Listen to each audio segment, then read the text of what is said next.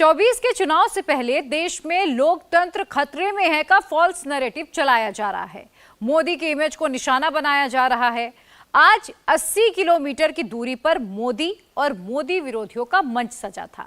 दिल्ली के रामलीला मैदान में 3 घंटे तक इंडिया अलायंस के नेताओं ने मोदी विरोध का पूरा गुब्बारा भरा, ईवीएम और मैच फिक्सिंग का आरोप लगाया। लेकिन मोदी अपने ब्रांड के बल पर 24 में 400 के लिए फुल फोर्स के साथ जा रहे हैं। राहुल 21 सीट जोड़ने में भी कपकपा रहे हैं। 10 साल बाद भी मोदी ब्रांड कितना मजबूत है, इस रिपोर्ट में समझिए।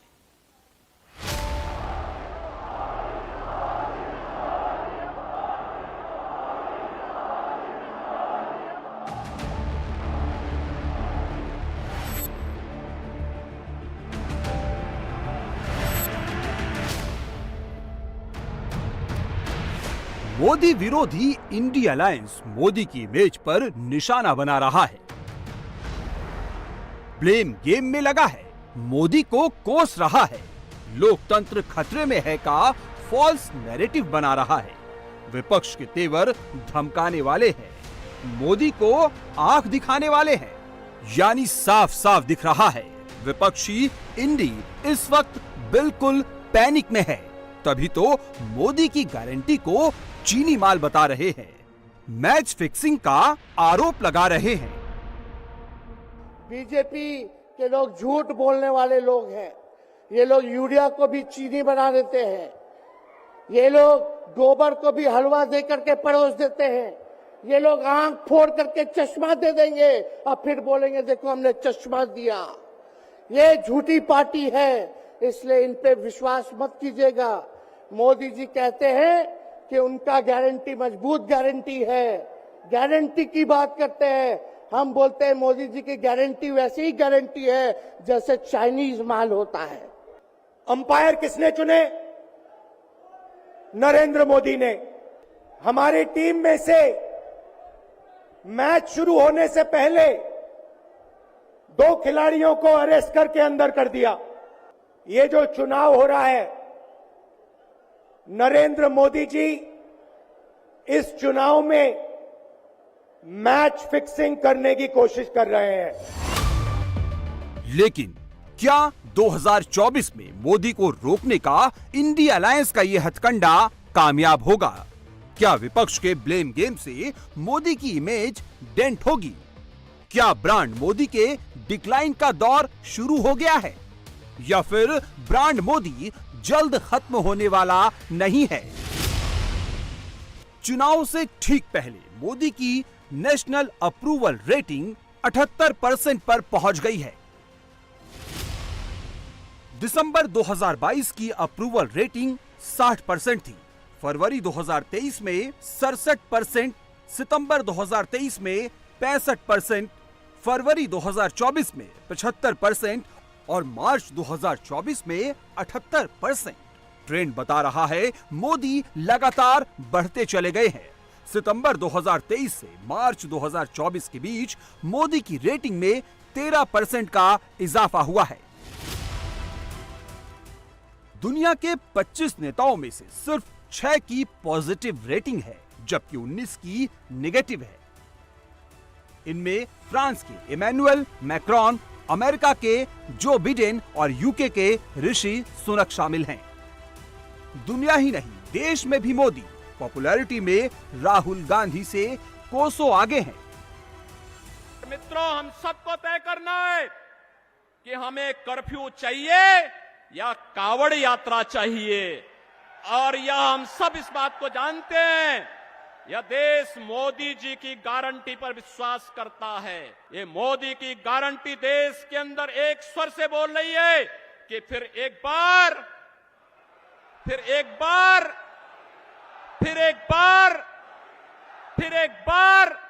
मोदी सरकार।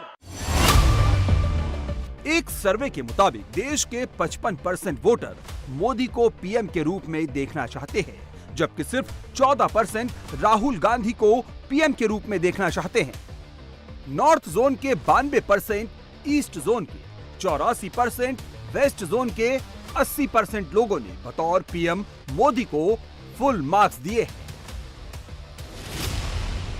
45 साल प्लस की 79%, 18 से 30 साल के 75%, 31 से 45 साल के 71% लोगों की राय में मोदी की परफॉर्मेंस दमदार रही है।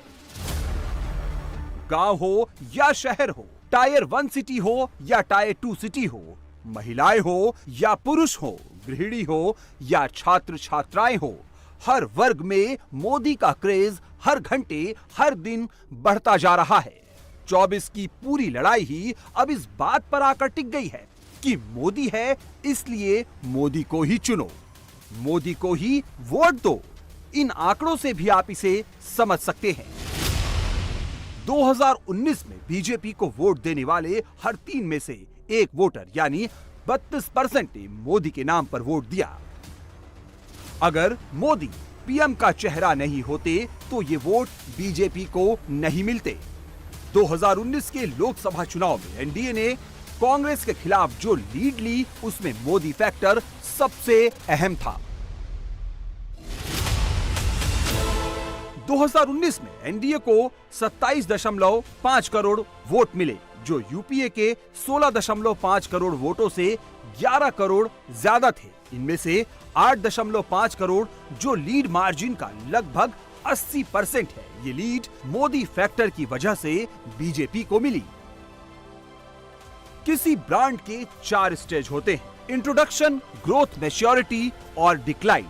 मोदी अभी ग्रोथ वाले स्टेज में हैं। पिछले 10 सालों में मोदी सरकार ने लगभग सभी कैटेगरी के वोटर्स, युवाओं, किसानों, गरीबों और वरिष्ठ नागरिकों के लिए कई योजनाएं लागू की हैं। यानी मोदी लोगों के सपने पूरे कर रहे हैं। यानी मोदी जो कह रहे हैं वो पूरा कर रहे हैं। मैंने लाल किले से कहा था, यही समय है, सही समय है।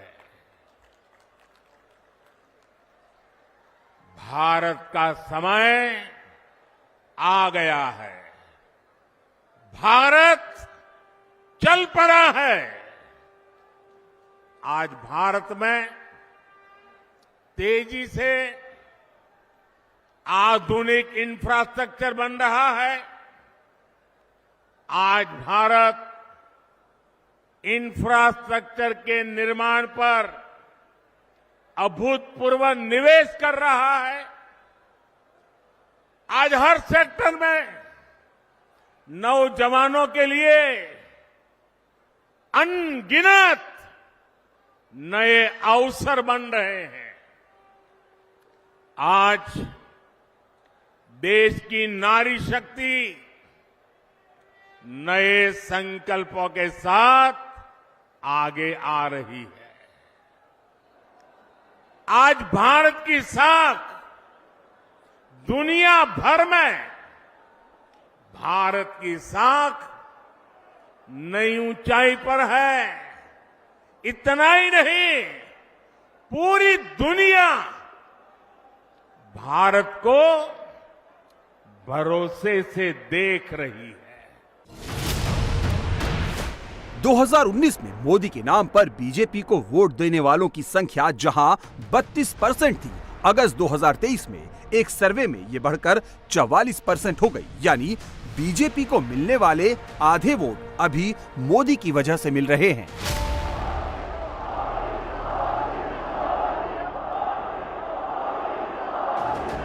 इन आंकड़ों से साफ है कि मोदी ब्रांड अभी भी मजबूत हो रहा है।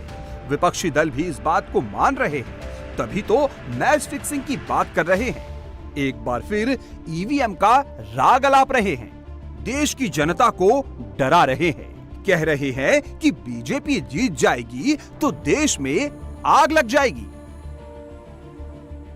अगर हिंदुस्तान में मैच फिक्सिंग का चुनाव बीजेपी जीते और उसके बाद संविधान को उन्होंने बदला, तो इस पूरे देश में आग लगने जा रही है। जो मैंने कहा याद रखो, ये देश नहीं बचेगा। ब्रांड मोदी आज बीजेपी के नाम और सिंबल से भी ऊपर है। इस चुनाव के लिए बीजेपी की थीम और स्लोगन है एक बार फिर मोदी। राजनीतिक संदेश भी मोदी के नाम पर ही है, यानी बीजेपी की गारंटी के बजाय मोदी की गारंटी है। ये ब्रांड मोदी ही है जो बीजेपी को अतिरिक्त वोट दिलाता है, जो वोटर्स को उनकी वैचारिक मान्यताओं के बावजूद एकजुट करता है। ये मोदी की भाषा, स्किल्स, पॉलिसी, करिश्मा, डिलीवरी और उनकी लीडरशिप में भारत के बढ़ते कद को दिखाता है, जिसने चुनावों में बीजेपी की जीत की संभावनाओं को 100% किया है। ये मोदी का ही करिश्मा है कि बीजेपी ने 2014 में 131 सीटें 50% से ज्यादा वोटों से हासिल कर जीती। 2019 में ऐसी सीटें 224 हो गई, यानी 93 ज्यादा। ऐसे में अगर इन सीटों पर पूरा विपक्ष भी एक हो जाता तो बीजेपी को हरा नहीं पाता। यानी बीजेपी मोदी ब्रांड के साथ लगातार मजबूत हो रही है। तभी तो मोदी कहते हैं कि 2024 का चुनाव सिर्फ एक सरकार बनाने का चुनाव नहीं है, यानी वो सिर्फ सरकार नहीं बनाना चाहते बल्कि भारत को विकसित बनाना चाहते हैं। हमारी सरकार भी तीसरे कार्यकाल की तैयारी में अभी से जुट गई है। हम आने वाले 5 साल का रोड मैप बना रहे हैं। नई सरकार बनने के बाद पहले 100 दिनों में हमें कौन कौन से बड़े फैसले लेने हैं, इस पर तेजी से काम चल रहा है।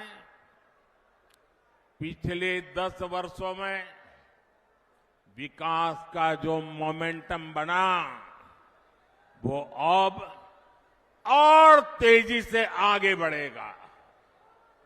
इन 10 वर्षों में तो आपने विकास का ट्रेलर ही देखा है।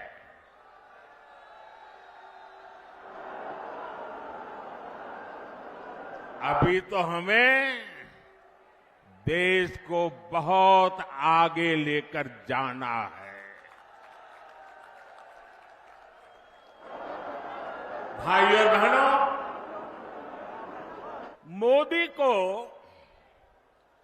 आज की पीढ़ी के साथ ही आने वाली पीढ़ियों की भी चिंता है।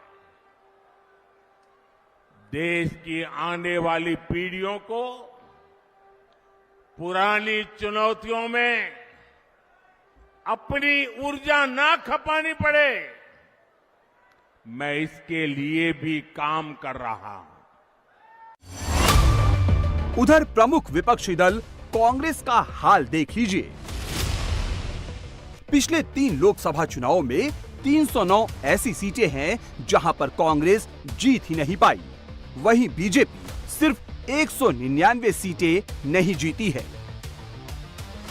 यही वजह है कि मोदी एनडीए 400 पार और बीजेपी के 370 सीट जीतने की बात कर रहे हैं।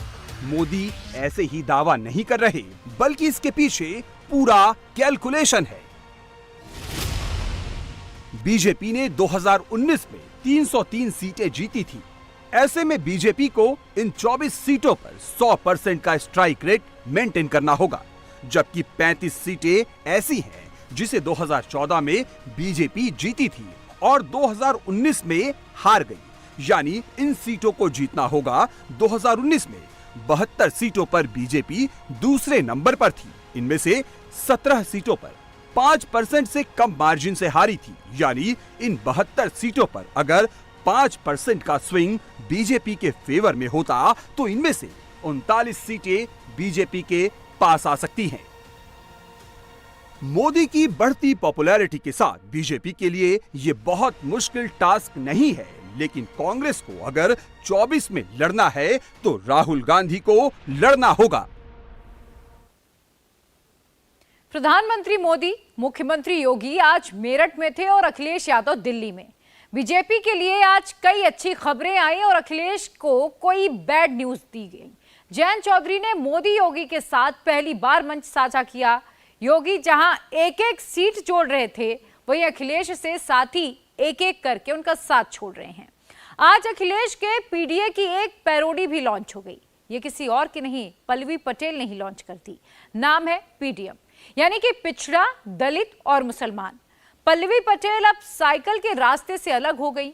आज ओवैसी के साथ पतंग उड़ाने का ऐलान कर दिया। स्वामी प्रसाद मौर्य अखिलेश का मैक्सिमम करके अब अपनी नई पार्टी के सिंबल से कुशीनगर में चुनाव लड़ने जा रहे हैं। योगी के लिए 80 सीटें जीतना आज कैसे और आसान हो गया, और अखिलेश के लिए 5 सीटें भी जीत पाना और कैसे मुश्किल हो गया, ये रिपोर्ट आपको 4 जून का ट्रेलर आज ही दिखा देगी।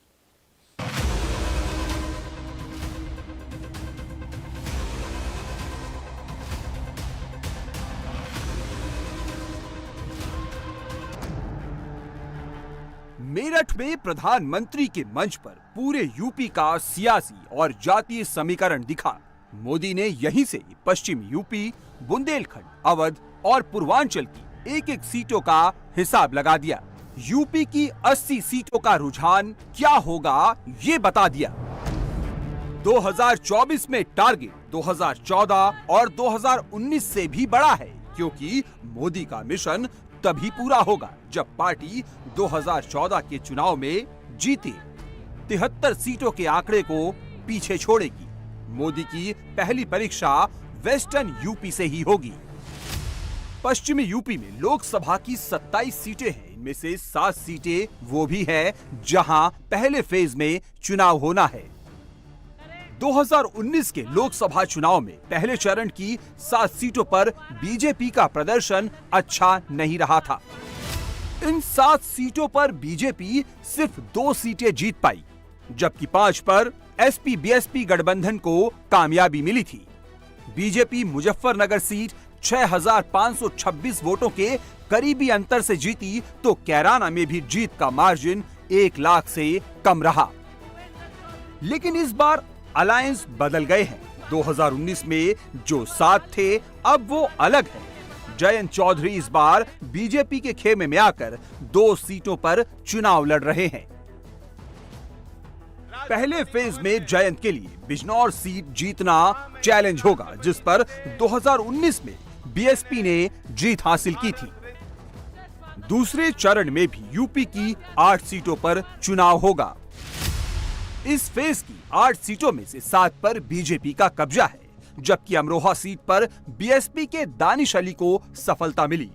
दूसरे चरण में बागपत की भी सीट है, जो इस चुनाव में आरएलडी के खाते में गई है।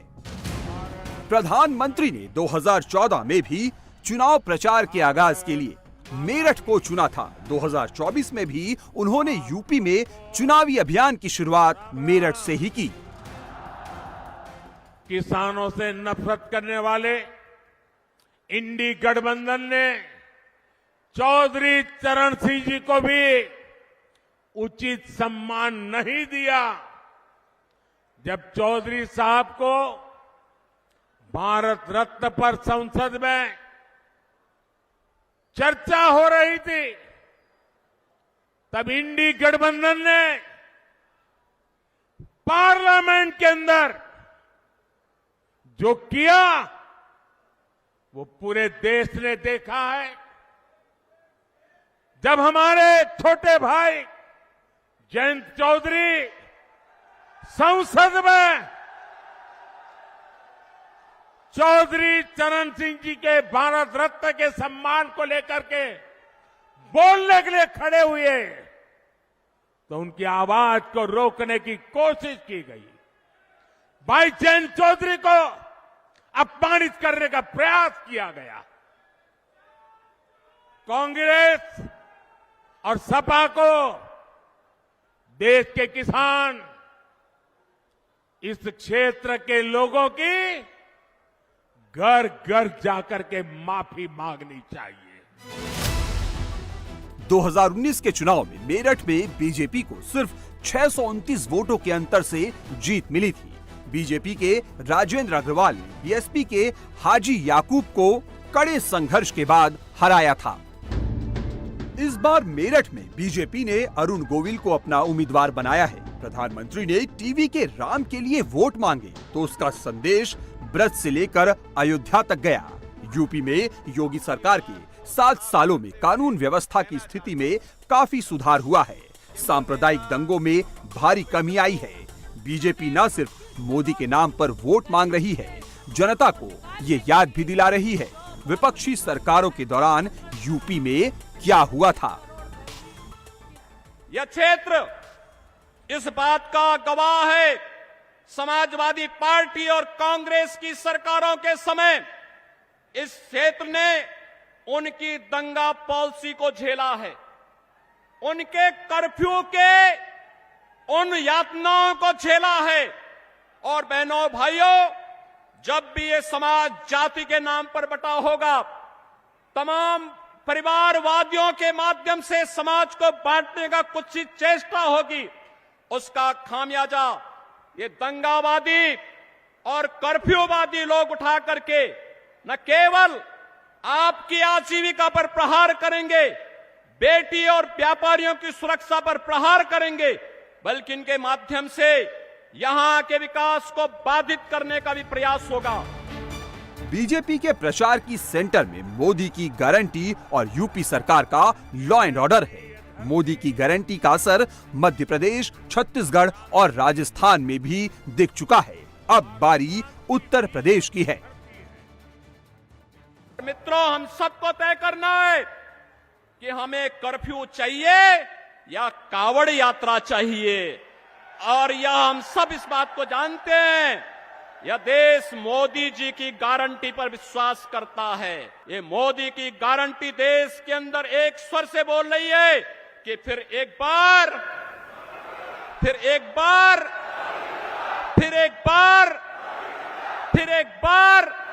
मोदी सरकार। प्रधानमंत्री के नेतृत्व में बीजेपी यूपी में लगातार 4 चुनाव जीत चुकी है। 2014 लोकसभा, 2017 विधानसभा, 2019 लोकसभा और 2022 विधानसभा चुनाव में पार्टी ने एक तरफा जीत हासिल की थी। उत्तर प्रदेश ने 2014, 2017, 2019 और 2022 में अपना आशीर्वाद दिया है। भारतीय जनता पार्टी और सहयोगी दलों को आज फिर से आपका आशीर्वाद प्राप्त हो, उत्तर प्रदेश की जनता जनार्दन का आशीर्वाद प्राप्त हो। इसके लिए आज आदरणीय प्रधानमंत्री जी चुनाव का शुभारंभ करने के लिए इस क्रांति धरा पर आए हैं। बीजेपी मिशन 80 के लिए कैसे माइक्रो मैनेजमेंट कर रही है, इसकी झलक मेरठ में देखने को मिली। प्रधानमंत्री के साथ मंच पर बीजेपी के सभी सहयोगी दल मौजूद थे तो हरियाणा के सीएम नायब सैनी भी शामिल थे। पश्चिमी यूपी में सैनी मतदाताओं का भी अच्छा खासा असर है। मंच पर मौजूद जैन चौधरी जाट वोटों की सियासत करते हैं। पश्चिमी यूपी में 17% जाट है, जिनका असर 18 लोकसभा सीटों पर है। वहीं अनुप्रिया पटेल के साथ कुर्मी मतदाता जुड़े हैं। यूपी में करीब 6% कुर्मी वोटर है, जिनके पास 10 लोकसभा सीटों पर हार जीत तय करने की ताकत है। जबकि ओम प्रकाश राजभर के सहारे बीजेपी पूर्वांचल में क्लीन स्वीप करना चाहती है। यूपी में राजभर आबादी 4% है, लेकिन पूर्वांचल में उनकी संख्या 15% के करीब है। यहाँ के 18 जिलों में इनकी अच्छी खासी तादाद है, लेकिन 12 लोकसभा सीटों पर ये निर्णायक भूमिका निभाते हैं। मंच पर मौजूद संजय निषाद भी यूपी के 7% निषाद समाज की नुमाइंदगी करने का दावा करते हैं। यूपी के 20 लोकसभा सीटों पर इनका असर माना जाता है। कल एक भव्य समारोह में राष्ट्रपति भवन में महामहिम राष्ट्रपति जी से मैंने भारत रत्न का वो चिन्ह स्वीकार किया और मैं सोच रहा था वह चिन्ह मेरे हाथों में गया, वो प्रतीक, वह सम्मान, लेकिन वह असली गाड़ी कमाई देश के किसानों की है, खमेरों की है। हम और आप इस बात को जानते हैं कि अगर प्रधानमंत्री नरेंद्र मोदी जी नहीं होते तो भारत रत्न का सम्मान धरती पुत्र चौधरी साहब को मिलने वाला नहीं था। 4 जून को वोटों की गिनती शुरू होगी तो हमारा एनडीए का गठबंधन माननीय प्रधानमंत्री श्री नरेंद्र मोदी जी के नेतृत्व में एक बार नहीं, 2 बार नहीं, बल्कि तीसरी बार देश की बागडोर अपने हाथ में संभालेगा। जिस तरीके से त्रेता में भगवान राम ने निषाद राज को गले लगाया था, जो मित्रता थी, जो सहयोग था, जो संबंध था, आज इस युग में एक निषाद राज के वंशज डॉक्टर संजय जी को देश के प्रधानमंत्री माननीय मोदी जी ने और उत्तर प्रदेश के माननीय मुख्यमंत्री योगी आदित्यनाथ जी ने एक निषाद राज के वंशज के बेटे डॉक्टर संजय को और मेरे समुदाय को गले लगाया है। वो सारे के सारे समुदाय फिर 2024 में 400 पार मोदी सरकार का नारा हम लोग साथ में दे रहे हैं। बीजेपी के लिए 2024 में पूर्वांचल और पश्चिमी यूपी ही सबसे बड़ी चुनौती दिख रही है। 2019 लोकसभा चुनाव में पश्चिमी यूपी की 27 सीटों में से बीजेपी को 19 सीटों पर जीत मिली थी, जबकि 8 सीटें उसे गंवानी पड़ी थी। वहीं पूर्वांचल की 29 में से बीजेपी और उसकी सहयोगी अपना दल को 23 सीटों पर जीत मिली थी, तो 6 सीटों पर उसे हार झेलनी पड़ी। पश्चिमी यूपी और पूर्वांचल मिलाकर बीजेपी 14 सीटों पर हार गई। इसके अलावा बीजेपी को मैनपुरी और रायबरेली में हार मिली थी।